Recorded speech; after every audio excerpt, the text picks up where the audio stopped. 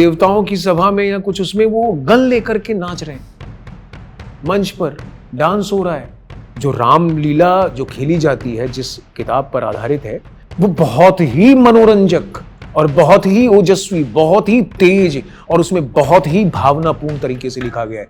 अगर कोई उसको पढ़ दे, उसका एक पेज कहीं पर, तो आपके अंदर जो जोश आएगा और जो इमोशन आएगा, कई जगहों पर तो मैं पढ़ते पढ़ते उसको रो पड़ा, कई जगहों पर तो ऐसा आया कि मैं चिल्ला के उसको पढ़ने लगा। तो जब वो चीज़ इतनी मनोरंजक तरीके से लिखी गई है, इतने इमोशंस के साथ लिखी गई है, तो उसके बीच में इस तरीके की हरकत करने की जरूरत ही क्या है? नमस्ते, सत श्री अकाल, जय श्री राम सभी को। जीवन का एक नियम है और वो है बदलाव। चाहे वो कोई इंसान हो, चाहे कोई इंस्टीट्यूशन हो या जीने का ढंग हो, हर चीज बनती, बदलती और नष्ट हो जाती है। लेकिन ऐसे में there is one thing that has stood the test of time, और वो है श्री राम की लीला, जो आज भी गांव में, शहरों में और भारत के बाहर भी लोगों का रामलीला के रूप में मार्गदर्शन कर रही है। लेकिन समय के साथ उसमें भी कुछ कुरीतियां आ गई हैं। इसका क्या कारण है, इसके पीछे की क्या कहानियां हैं और कैसे आज रामलीला इस स्वरूप में पहुंच गई है, इसके ऊपर एक मूवी बनाई गई है, मंडली। गोली मार दूंगा।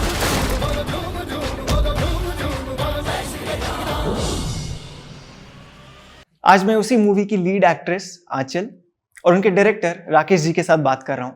तो चलिए, let's hear them out. So Aanchal, आपकी मूवी आ रही है बहुत जल्दी, how do you feel? Excited and nervous both. Definitely. So आपका अक्षत गुप्ता जी के साथ मैं पॉडकास्ट देख रहा था। ओके। वहां पे आपने बताया कि इस स्क्रिप्ट को पढ़ने से पहले you are not really aware about कि रामलीला क्या है, जी, कहाँ होती है, क्यों होती है, कैसे होती है, but still you got this role. Correct. Why do you think the director chose you, the casting team chose you? Because दाने दाने पे लेकर खाने वाले का नाम उन्होंने बहुत सारी एक्ट्रेसेस को बुलाया एंड इनफैक्ट बहुत सारे तो ऑडिशंस भी लिए थे, but they were not satisfied with me when the script came to me. उन लोगों ने जब मुझे मीटिंग के लिए बुलाया और मुझे स्क्रिप्ट नरेट की, मेरे दिल ने बोला हाँ। एंड बट वो जो होता है ना कि उनको भी देखना था कि क्या मैं बंटी के रूप में बैठूंगी, जचूंगी। तो उन्होंने बोला कि मैम कल एक ना बस एक लुक टेस्ट कर लेते हैं, जहाँ पे हम आपको बंटी के कपड़े पहनाएंगे और आपको एक दो डायलॉग्स दे देंगे ताकि हमें एक जिस्ट मिल जाए। तो ऐसे डन, डेफिनेटली। एंड मैं ऑफिस गई, मैं कपड़े पहने, 2-3 डायलॉग्स बोले कैमरा के सामने एंड उन्होंने बोला चलो कॉन्ट्रैक्ट तैयार करवाते हैं। That's it. बहुत बढ़िया। सो रोल जो है आपका, आप एक गांव वाली का रोल कर रहे हो और वो भी बहुत you know being a city girl, शहर में पले बड़े हो आप। करेक्ट। उस रोल में आपने कैसे अपने आप को तैयार किया? How did you get into that character? तो टचवुड, लकीली फॉर मी, मेरे साथ ना एक चीज है, मैं जैसे कपड़े पहनती हूँ, जैसे मेरा बेस बदलता है ना, मैं वैसी बन जाती हूँ। Okay. जैसे अभी मैंने हाल ही में एक सॉन्ग किया था जिसमें मुझे गुजराती दिखना था, तो जब तक मैं रेडी होकर बाहर आई तो वहां पे कुछ लोग थे, वो लोग मुझसे गुजराती में बात करने लग गए। ऐसे सॉरी मुझे नहीं आती, कहते क्या तू तो गुजराती दिख रही है। मैं कही बहुत बड़ा कॉम्प्लीमेंट है। तो वैसे ही मंडली में जब आप उस अवतार में घुस जाते हो तो आप वैसा फील करते हो, फिर आपको वो जो अपना अर्बन पना, जैसे मैं अभी बात कर रही हूँ, वो छोड़ना पड़ता है।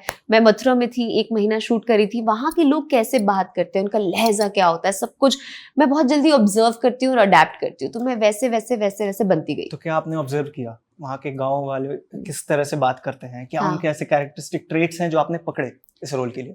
यार वहां के लोग ना बहुत डायरेक्ट होते हैं मुंह के, मतलब उनको ये बटर लगाना नहीं आता, they don't know how to sweet talk. तो आप जब जाओगे मथुरा तो कभी कभी आपको लग सकता है यार ये कितने रूड है, मतलब जो लोग बहुत सॉफ्ट स्पोकन है उनको लगता है, बट वो दिल के तो बहुत ही साफ है। जितने साफ मुंह के हैं उतने ही साफ दिल के, उनका दिल बहुत प्यारा है। वही मुझे लगा। खाना बहुत अमेजिंग है मथुरा का, एंड ओवरऑल एक्सपीरियंस अमेजिंग था। तो जैसे जैसे मतलब उस टाइम पे तो मैं बंटी बन गई थी, अभी मैं किसी और कैरेक्टर के लिए प्रिपेयर कर रही हूँ तो मेरे जहन में वो नहीं है, बट उस टाइम पे मुझे ऐसा लगता था अच्छा औरतें ऐसी बात करती हैं, पति के साथ ऐसे बिहेव करती हैं। तो जब मेरे वैसे सीन्स थे मैं उसको थोड़ा थोड़ा अपनी बॉडी लैंग्वेज में लाती गई। सो आपका जो रोल है बहुत ही एक सपोर्टिव वुमन का, सपोर्टिव वाइफ का रोल है, राइट? ठीक है। और अभी हम जो सोसाइटी में देख रहे हैं कि divorces have become easy, people are not supportive anymore. Yes. और बचपन से हम लोग क्या है रिलेशनशिप्स के बारे में जोक्स सुनते आए हैं। Right. शादी से लोग दूर भाग रहे हैं अभी। Right. But you have played a role of a very supportive woman while the husband is fighting with the world. Correct. Has this role had any impact on you about how you view marriages, how you view relationships? It did. It did. Because Bunty is very progressive in nature. वो तो उसको तो पता भी नहीं था कि वो कब पुरु से मिल जाएगी, कब उसको मंडली का हिस्सा बनना पड़ेगा, कब क्या हो जाएगा, उसकी लाइफ चेंज हो जाएगी. She didn't know. She had a past with Omkar that is being played by Rajneesh Right. ji in the film. And जब जैसे जैसे वो पुरु को मिली, जैसे उसकी लाइफ चेंज हुई, आई रियलाइज कि बंटी में इतना जज्बा है. जितनी वो अक्खड़ दिखती है, जितनी वो रिबेल दिखती है, उतनी वो सॉफ्ट हार्टेड है when it comes to her partner. And Anchal is like that. Anchal is a very independent kind of girl. Like, I don't need anybody to help me with anything and everything. But yeah, when it comes to love, you can be soft and tender in nature. You can be, that exchange of love, care, वो होना चाहिए, the support. तो वो बंटी ने, I think, आंचल में बहुत बड़ा बदलाव लाया है. So inspired by this role, inspired by the bond that you have seen, और राम सीता का bond जो है, Yeah. उससे इंस्पायर होके what qualities would you look in a guy when you get married? Yeah. I mean, Whenever that is, yeah. I think सबसे बड़ी मेरे लिए जो मैटर करती है, क्योंकि आजकल मैं देखती हूँ सबसे ज्यादा कॉमन हो गया है ओपन मैरिजेस. Okay. और वो मुझे नहीं समझ आता कॉन्सेप्ट. मुझे ऐसा लगता है कि अगर आपको यही सब करना है तो शादी क्यों की? फिर तो 3-4 गर्लफ्रेंड ऐसे ही चेंज करते रहते, आप गठबंधन में क्यों घुसे? तो मैं उस चीज के खिलाफ हूँ. जिस दिन शादी हो गई, it has to be a one man woman और one woman man, whatever goes. तो मेरे लिए loyalty is here and of course along with respect. क्योंकि मैंने सुना है, पता नहीं अभी तक हुई नहीं है शादी, कि कुछ सालों बाद ना प्यार खत्म हो जाता है, ये हो जाता है, वो हो जाता है. मुझे नहीं पता कि आपके अंदर कितना जज्बा होगा वो जगाए रखने का कितने सालों बाद, but something that will always remain and should remain is respect. अगर वो है ना तो रिश्ते संभल जाते हैं, तो वो केयर और लव भी मैनेज हो जाता है. तो it has to be loyalty and respect का बैलेंस. आई थिंक लड़के आजकल यही खोज रहे हैं. इतनी आसानी से नहीं मिलता. सो इसके बाद आपको बहुत सारे और प्रपोजल्स आने वाले हैं. पहले तो आते हैं. अच्छा, डीएम्स वैसे ही भर जाते हैं. Great, amazing. सो अभी आपको शायद पहली बार लोग ऐसे रोल में देखेंगे जी. ऐसी फिल्म आप कर रहे हो जो कल्चरली रूटेड है. करेक्ट. लोगों को कल्चर के प्रति वापस जागृत कर रही है. करेक्ट. क्या डिफरेंस आपको दिखा? बाकी जब मूवीज में आप काम करते हैं तो माहौल का बहुत फर्क पड़ता है. डिपेंड्स आप क्या ऑडियंस को क्या दिखाना चाह रहे हो, उस हिसाब से माहौल भी होता है. करेक्ट. तो हाउ डिड यू परसीव कि माहौल कैसा था while shooting, while making the film, while doing the research? Aanchal जहाँ होती है माहौल सेट ही होता है. अच्छा. मतलब आई एम समबडी हु, वो जो एक एक्शन और कट के बीच में जो होता है ना, वो मैं आंचल नहीं हूँ उस टाइम पे. बस अदरवाइज आई एम पर्सन. जैसे आज तो हमने उतनी बात नहीं की क्योंकि मेरे ना थोड़ा कोल्ड एंड कफ हो रखा है, पिछले 1 हफ्ते से बीमार हूँ. Otherwise I am here there every there, very bubbly in nature. मतलब मेरे आसपास जो लोग होते हैं हंसते रहते हैं, उनको मजे आते हैं. मेरी टीम इस चीज से हमेशा खुश रहती है.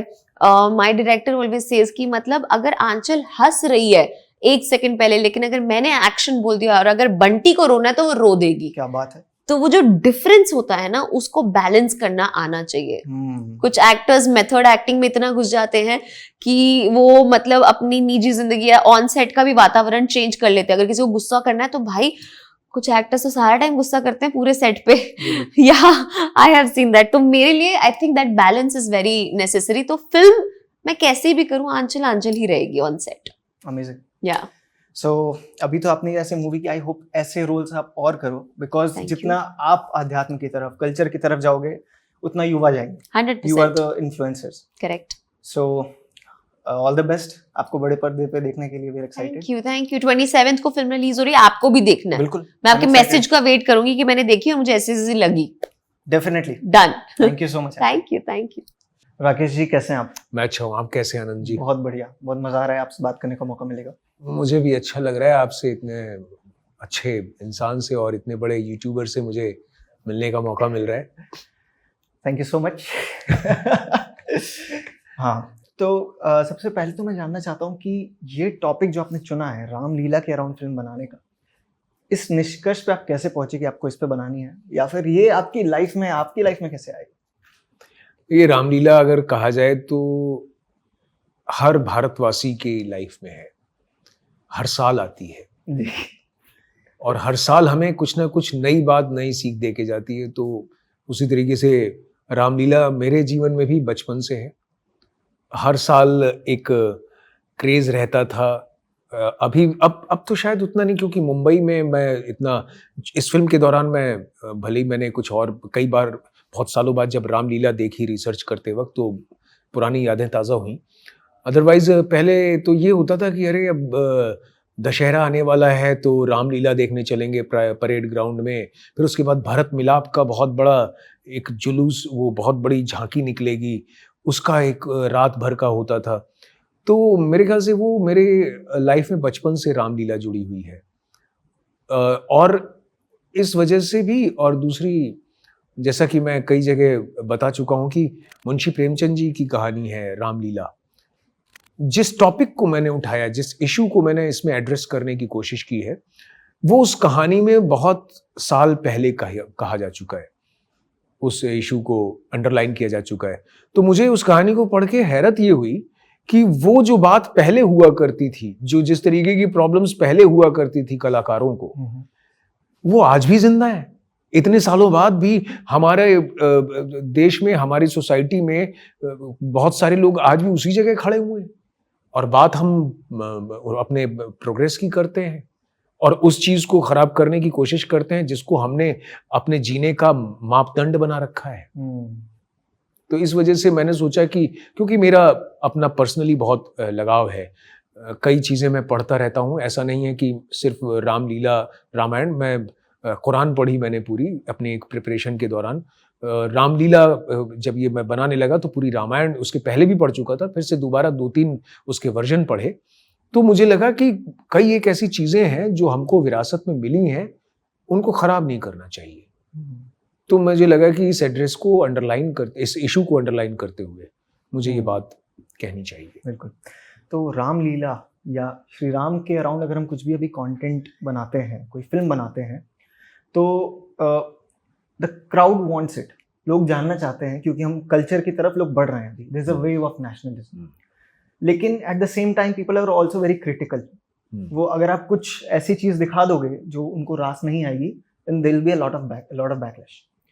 तो what was your sentiment analysis? आपने देखा होगा कि क्राउड का कैसा रिस्पांस होता है इन टॉपिक्स के अराउंड। तो आपने क्या देखा, कैसा रिस्पांस है भारत में इस चीज को लेकर? मैंने इस फिल्म को बनाया, इसके पीछे एक और बहुत बड़ा मकसद है मेरा कि अगर आपको रामलीला, रामायण या इन सब के बारे में अच्छी चीजें जाननी हैं, मैं ये चाहता हूं कि मेरी फिल्म देखने के बाद लोगों का मंच पर हो रही रामलीला की तरफ झुकाव और बढ़े। ओके।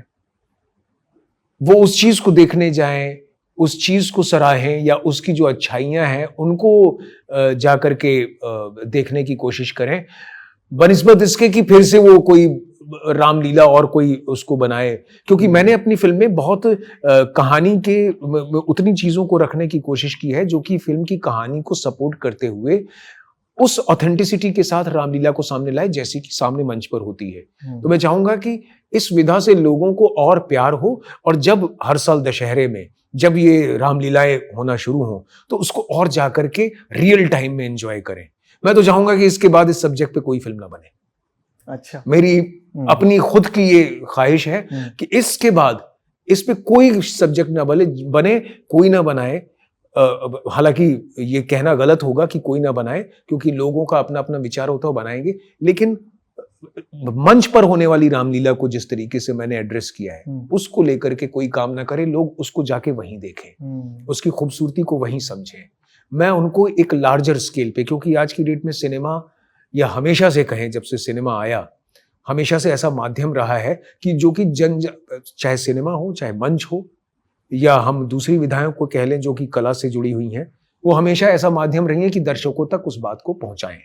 तो मैं ये पहुंचाना चाह रहा हूं कि उस विधा को सपोर्ट करें जाकर। जब मुझे पता चला कि मुझे आपसे बात करनी है, मैंने YouTube पे सर्च किया, Google पे सर्च किया रामलीला के बारे में।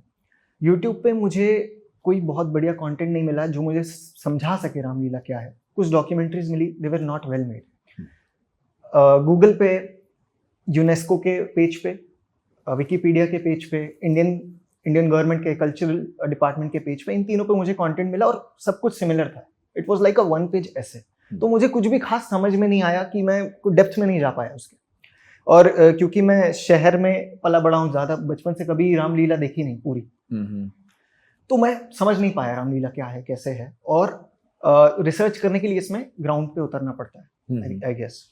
तो आपका क्या रिसर्च प्रोसेस था? आपने इस मूवी को बनाने में कैसे रिसर्च किया, कहाँ कहाँ गए, किन लोगों से बात की, इस प्रोसेस के बारे में थोड़ा बताइए. हमने कानपुर और उत्तर प्रदेश में और भी कई जगहों पर रामलीला मंडली के कलाकारों से बात की. एक टीम हमने गठित की थी जिसके लीडर अग्रज पांडे वहीं कानपुर के थे, जो हमारे साथ थिएटर कर चुके हैं, हम लोग साथ में जुड़े हुए हैं. तो वो जगह जगह जा करके अपने 2-3 टीम मेंबर्स के साथ ऑडियो इंटरव्यूज, वीडियो इंटरव्यूज की क्या क्या लाइफ में वो प्रॉब्लम फेस करते हैं रामलीला वाले जो कलाकार होते हैं, मंच पर करने के बाद उनका उसके पीछे क्या जीवन रहता है, उनके वो इंटरव्यूज लिए. कई रामलीलाओं को उसके बाद 1 साल जब जो मंच पर, जैसे यहाँ 7 बंगले में मुंबई में वहाँ पर होती है मैदान में, वहाँ पर जा करके मैंने 2-3 दिन लगातार जा करके, जितने दिन भी हुई वो मैंने जा करके देखा. वो तो अलग अलग जगहों पर जा करके, छोटी बड़ी जगहों पर जा करके, और कोशिश ये की कि जितने भी तरीके की माध्यम से रामलीला को मंच पर लाया जाता है, उन सब के ग्लिम्पसेस हमारी फिल्म में कहानी में पिरो करके कैसे कहें कि उन चीजों को लेकर के क्या प्रॉब्लम फेस करते हुए कलाकार उस जीवन को जीता है और उससे कैसे उभर के सामने आता है या उसी में डूब जाता है. तो मेरी रिसर्च इसके पीछे करीब 1.5-2 साल की रही, और उसमें इस बात का ख्याल रखा कि जितना भी हम दिखा रहे हैं उन सारे स्टेजेस को दिखा सकें और एक लोगों तक ये बात पहुंचा सकें कि भैया कि ये जो हम दिखा रहे हैं इसको तुम वहां ज्यादा एंजॉय कर पाओगे. कि उसके प्रति ये कुछ उस तरीके की चीज है कि मैंने मोती दिखा के छुपाने की कोशिश की है, कि मैंने दिखाया कि ये एक मोती है लेकिन ये पूरा दिखेगा तुम्हें वहां पे.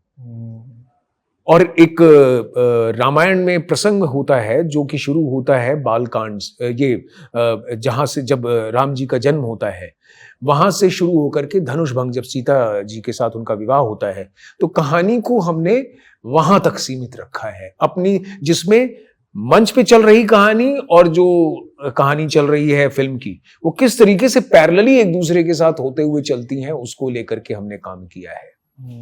तो ये बहुत सारी छोटी छोटी चीजें हैं. हम बहुत आगे तक उसमें नहीं गए, क्योंकि हम चाह रहे हैं कि इसको लेकर के, इस विधा को लेकर के लोगों के अंदर क्रेज पैदा हो कि ये क्या था जो हमने देखा, एक बढ़िया सी चीज. तो रामायण या महाभारत या कोई भी हमारा ग्रंथ या एपिक जो है, it is very prone to misinterpretation. लोग समझ नहीं पाते और उल्टा इसको नैरेटिव अपना बुनने के लिए लोग और इस्तेमाल करते हैं. आपने कैसे मेक श्योर किया कि you are sticking to the authentic thing? जब आप कुछ एंड दिखा रहे हो इसका, किससे रेफरेंस ली, किससे समझा? मैंने उस बुक को फॉलो किया है जिसको बेस बना करके पूरे हिंदुस्तान में रामलीला कई बरसों से खेली जा रही है. राधेश्याम कथावाचक जी हैं, जिन्होंने नेपाल के लेखक हैं, जिन्होंने हिंदी उर्दू मिक्स भाषा में, हिंदुस्तानी लैंग्वेज में उन्होंने वो रामायण लिखी है. कब लिखी गई थी ये? इसका समय मुझे अभी तुरंत अगर मैं बताऊं, मतलब कई साल पहले, ये मेरे ख्याल से होगा कुछ 50-60 साल, 70-80 साल पहले की बात है. अच्छा. मोर देन, अगर मैं 100 साल भी कहूं तो गलत नहीं होगा, क्योंकि मैंने खुद जब जहां प्रिंट होती वहां फोन करके पूछा तो उनके पास भी इस बात का जवाब नहीं था कि वो कब से प्रिंट कर रहे हैं. ओके. और उसी बुक को बेस बना करके वही सारी चीजें प्ले की जाती हैं. तो जब ये अपने असली स्वरूप में रही होगी, जब रामलीला शुरू हुई होगी पहली बार, तब से लेकर अभी तक अब कैसे इवॉल्व हुआ है? अभी जैसे बता रहे कि बहुत सारी कुरीतियां उसमें आ रही हैं, वो कैसे हुआ इवोल्यूशन, और आपको लगता है क्यों हुआ है, इसके पीछे? मुझे लगता है कि जिस वक्त आप अपने अंदर और अपनी जिन चीजों पे विश्वास है उस पे विश्वास खोते हैं, तब इस तरीके की हरकत करते हैं. यानी आप सिर्फ विश्वास होने का दिखावा कर रहे होते हैं. अगर आपको अपने काम पर या अपने किसी संस्कृति पे या अपने रिलीजन पे या किसी भी चीज पे विश्वास है, तो आप उसको भ्रष्ट नहीं होने देंगे. आप अपने काम में, अगर मैं एक्टर हूं या मैं डायरेक्टर हूं, तो उसमें कोई करप्शन ऐसी चीज नहीं होने दूंगा जिससे कि मेरे उस काम को नुकसान पहुंचे. तब आप तब आप जाकर के उसमें ऐसी चीजों को डालने की कोशिश करते हैं, यार इसमें थोड़ा सा ये हो जाए तो जरा लोग पसंद करेंगे, जो कि अक्सर हम कई कामों में, फिल्मों में, कलाकारों में या गायन में या किसी भी चीज में, हर विधा में हम ये देखते हैं कि इंसान उस कुरीति को या उस चीज की तरफ तब इंक्लाइन, उस तरफ झुकता है, उसका झुकाव होता है जब उसका अपना विश्वास अंदर से कमजोर होता है, लेकिन वो दिखा रहा होता है कि मैं बहुत कॉन्फिडेंट हूं इस काम को लेके, मैं अच्छे से जानता हूं, मैं कर सकता हूं, लेकिन एक्चुअली अंदर से उसका विश्वास टूट चुका होता है या कहीं से हिला हुआ होता है। क्या बात है। क्यों ये विश्वास टूटा है हमारी सोसाइटी में? आपका क्या कहना, आपको क्या लगता है? मुझे लगता है कि इसके बहुत सारे कारण हो सकते हैं कि अगर सबसे बड़ा कारण कहें तो आज देखें वेस्टर्न कल्चर के जो वहाँ के लोगों का झुकाव हमारी संस्कृति की तरफ हो रहा है, वहीं दूसरी तरफ हमारे जो लोग होते हैं उनको लगता है कि वेस्टर्न कल्चर की तरफ हमें, मैं ये नहीं कह रहा हूँ कि उनका कल्चर गलत है या जो वो फॉलो करते हैं, लेकिन अच्छी चीजें क्यों नहीं। बहुत सारी ऐसी चीजें हैं जो उनके यहाँ बहुत अच्छी होती हैं जिनको हमें फॉलो करना चाहिए। वहां पे अच्छी चीज होती है कि वहां किसी अनजान आदमी को भी देखते हैं तो एक प्यारी सी स्माइल देते हैं या गुड मॉर्निंग बोल देते हैं, या किसी के लिए दरवाजा खोला है तो उसको थैंक यू बोल देते हैं। हम उन चीजों को क्यों नहीं लेते जो उनकी अच्छी हैं। हमारे यहाँ किसी ने किसी के लिए दरवाजा खोल दिया तो वो अपने मोबाइल में मस्त होकर के निकल जाता है, किसने खोला, क्या खोला, कोई उससे लेना देना नहीं है। कोई अगर सामने मिल गया, अगर आप उससे नहीं बात करना चाहते तो आंख बचाते हैं कि यार इसको स्माइल दे दूंगा तो मेरे पीछे ही ना पड़ जाए। मतलब कि जो बेसिक चीजें हैं, और ये सब चीजें हमारे कल्चर में भी जिंदा रही हैं, लेकिन वो सब चीजें छूट रही हैं। तो मेरे ख्याल से और मुझे ऐसा लगता है पर्सनली कि नेगेटिव अट्रैक्ट्स अ लॉट। आज की डेट में अगर आप कोई पॉजिटिव बात करें या कोई आप ऐसा कहें कि आप ये रोज सुबह उठें, खाना खाएं और उसके बाद जाकर के व्यायाम करें तो 2 मिनट बाद आपका चैनल चेंज हो जाएगा। लेकिन जहां कोई आपको बोलते दिखेगा वो देखिए उधर एक्सीडेंट हो गया और वो लड़का उस समय उसको बजाय हॉस्पिटल पहुंचाने के उसकी घड़ी निकाल करके भाग गया, फिर देखिए वो न्यूज कैसे वायरल होती है। तो नेगेटिव का जो सर्कल होता है ना, उसका जो राउंड होता है वो बहुत तेजी से बढ़ता है। तो मुझे लगता है कि ये इंसानी फितरत है कि लोगों को नेगेटिविटी अट्रैक्ट करती है और इस वजह से उस चीज को लगते हैं कि यही फैशन है। थोड़े दिन बाद वो फैशन का रूप ले लेती है और लोगों को लगता है कि ये जो हो रहा है यही हमको उस ऊंचाई तक पहुंचा सकता है जिसकी हम विश कर रहे हैं। मुझे लगता है लिटरेचर का बहुत बड़ा रोल है इसमें। जो वेस्टर्न लेंसेस से हमने अपने कल्चर को देखा है, लिटरेचर का बहुत बड़ा रोल है कि हम उसको उस तरह परसीव कर रहे हैं। उसके अलावा वेस्ट की मार्केटिंग का बहुत बड़ा रोल है। वो अपने ट्रेंड्स को, अपने कल्चर को, अपने स्टाइल्स को बहुत इतना जबरदस्त मार्केट करते हैं और मुझे लगता है इसमें हम कहीं ना कहीं पीछे छूटे हैं। हमारे कल्चर को रिप्रेजेंट करने के लिए, शोकेस करने के लिए हमने अडेप्ट नहीं किया है शायद यूथ के लिए, और इसमें सिनेमा का बहुत बड़ा रोल आ जाता है। बिल्कुल सही कह रहे हैं। और मुझे तो लगता है कि this is all about clash of civilisation, और ये हमेशा से था, है और रहेगा। तो उसमें आपको ये देखना है कि आपको कितनी अच्छी चीजें कब कहां से कितना लेना है। हर कोई, हर कंट्री, हर जगह का लिटरेचर अपनी बात को रख रहा है। उसमें से क्या लेना है क्या नहीं लेना है, ये आपको डिसाइड करना है। उसमें से क्या अच्छी चीजें लेनी है। मैं ये नहीं कह रहा हूं कि वो ना करें या हम ना करें या कोई ना करे। आप जिस जगह, जिस सोसाइटी को या जिस फैमिली को या जिस कल्चर को बिलोंग करते हैं, उसमें आपको विश्वास रखना है या नहीं रखना है, उसकी अच्छी बुरी बातें हैं, उसको रखना है कि नहीं रखना है, वो आपको डिसाइड करना पड़ेगा। लेकिन इसका मतलब ये नहीं कि मैं ये कह रहा हूं कि नहीं भैया कि जो दूसरे की अच्छी चीजें हैं उसको भी कह दो वो गलत है। तो अभी वही घूम फिर करके बात आती है कि अपनी बात को मनवाने के लिए दूसरे को गलत कहने का चलन ज्यादा हो गया है। बजाय ये बताने के कि देखिए हम ये अच्छा कर सकते हैं या वो कर सकते हैं, होता कि देखो वो क्या कर रहे हैं, देखो वो क्या कर रहा है, सबसे बड़ी प्रॉब्लम है। मैं क्या कर रहा हूं या मैं कहना क्या चाहता हूं वो जल्दी उस पर कोई कॉन्सेंट्रेट नहीं करता है जी। तो किसी को दोष देने से अच्छा है कि सबसे पहले अपने गिरहबा में झांका जाए जी। तो वो इस सिनेमा से, इस मूवी से, या ऐसी और भी बहुत सारी मूवीज हैं जैसे कश्मीर फाइल्स बनी है, या ये जो मूवीज हैं इनमें बहुत पावर होती है एक कॉन्वर्सेशन शुरू करने की। आई होप इस मूवी से भी एक कॉन्वर्सेशन शुरू होगी इसके अराउंड। लेकिन इसके अलावा आपने ग्राउंड रियलिटी को देखा है, आपने रिसर्च की है, आपको क्या लगता है ग्राउंड रियलिटी पे कहाँ पे हम चूक रहे हैं और कैसे इस चीज को ठीक किया जा सकता है, जो रामलीला में जो प्रॉब्लम्स हम देख रहे हैं? मुझे लगता है सबसे पहले तो जो लोग उसके ऑर्गेनाइजर होते हैं उनको इस चीज को लेकर के बहुत कॉन्फिडेंट होना पड़ेगा, क्योंकि सबसे पहली शुरुआत वहीं से होती है। मुझे लगता है ठीक है कि उनको लगता है कि अगर दर्शक नहीं आ रहे हैं तो हम क्या करें ऐसा कि जिसमें है, जैसे मैंने कुछ एक वीडियोस देखे उसमें कि वो देवताओं की सभा में या कुछ उसमें वो गन लेकर के नाच रहे हैं, मंच पर डांस हो रहा है। तो अब वो किस लिए, वो एंटरटेनमेंट के नाम पर उस चीज को कहां तक पहुंचाना चाह रहे हैं? तो सबसे पहले जो लोग कर रहे हैं उनको डिसाइड करना पड़ेगा कि उसकी सीमा रेखा क्या है।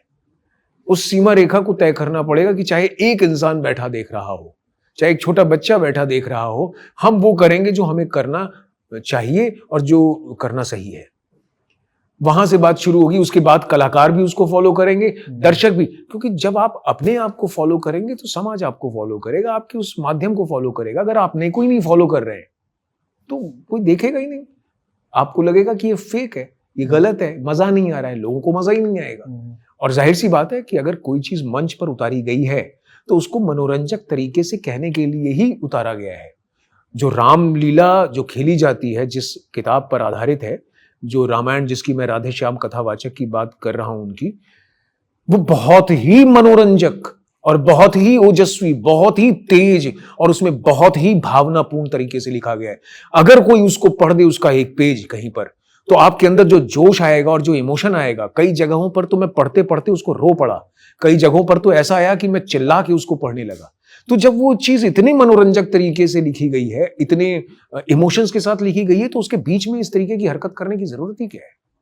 ऑर्गेनाइजर्स को भी री एजुकेशन की जरूरत है यहाँ पर। यस यस, ऑफ कोर्स, उनको ही सबसे ज्यादा उसकी जरूरत है।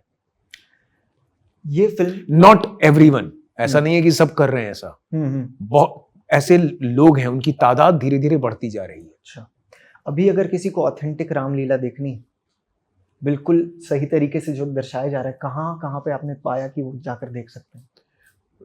मुझे लगता है कि मैंने बड़े शहरों में तो मुझे लगता है जितना भी काम हो रहा है वो बहुत ही सही तरीके से हो रहा है। अच्छा, मुंबई में ही मैंने देखी, दिल्ली में होती है बहुत, जो लवकुश अभी कल परसों में ही हुआ है, वहां पर बहुत अच्छा होता है। लेकिन जैसे ही आप बाहर निकलते हैं शहरों से, क्योंकि इन शहरों में सबको पता होता है, करने वालों को लार्जर स्केल पे, कि वो कुछ भी गलत करेंगे वो एक्सेप्टेबल नहीं होगा, उस पर ऑब्जेक्शन हो जाएगा। लेकिन जहां आप थोड़ा सा बाहर निकलते हैं, दिल्ली से आप थोड़ा आगे पहुंचे, किसी और जगह पे कहीं पहुंचे, तो मैं नाम नहीं लूंगा क्योंकि किसी को भी पर्टिकुलरली पिन पॉइंट करके कहना सही नहीं है, वो खुद समझे, इस चीज को रेक्टिफाई करें, हरकतें चालू हो जाती हैं। तो बहुत सारी ऐसी जगहों पे, जैसे काशी में बहुत अच्छा होता है और मथुरा में बहुत अच्छा खेला जाता है, कई जगहों पर ऐसा है। मूवी का ट्रेलर देखा मैंने, जी जी, बहुत ही पावरफुल है। शुक्रिया, धन्यवाद। ऐसा कहीं भी नहीं लगा कि आप कोई प्रोपेगेंडा डाल रहे हो, जी जी जी, या कोई ब्रेकेज है। Everything flows ends with a powerful statement.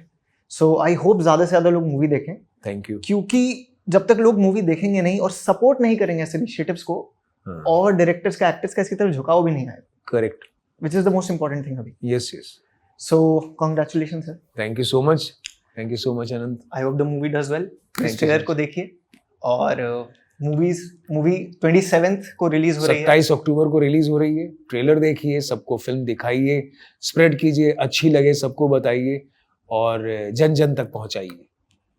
Thank you. जय श्री राम। जय श्री राम। इस वीडियो को अंत तक देखने के लिए धन्यवाद। जाके मूवी को जरूर देखिए, हमारे चैनल को लाइक और सब्सक्राइब करिए, और आगे किनके साथ आप पॉडकास्ट देखना चाहते हैं हमें कमेंट्स में बताइए। जय श्री राम।